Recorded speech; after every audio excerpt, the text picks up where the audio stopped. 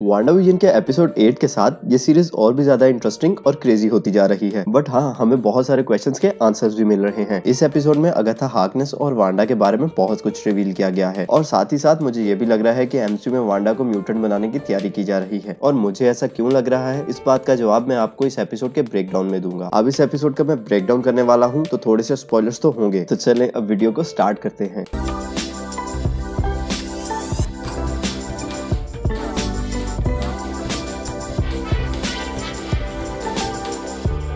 तो दोस्तों, एपिसोड के स्टार्ट में ही अगाथा हार्कनेस के ओरिजिन को एक्सप्लोर किया गया, जिसमें ये दिखाया गया कि वो एक विच है, जैसे कि हमें पता ही नहीं था। मैं तो ये बात शुरू से बोल रहा था। अब ऐसा भी नहीं है कि सारी विचेस इविल होती हैं, कुछ विचेस अच्छी भी होती हैं, और ऐसा ही एपिसोड के शुरू में दिखाया गया। यहाँ पर विचेस का एक ग्रुप बना होता है। अगाथा और उसकी माँ भी एक विच होती है, लेकिन अगाथा कोई ऐसा डार्क मैजिक प्रैक्टिस कर लेती है जो उसके लिए अभी फॉरबिडन होता है, और इसी वजह से अगाथा को कैप्चर कर लिया जाता है, जिसपे वो बाकी विचेस को बोलती है कि मुझे इस मैजिक को कंट्रोल करने में मदद करो, मैं इसको कंट्रोल नहीं कर पाती।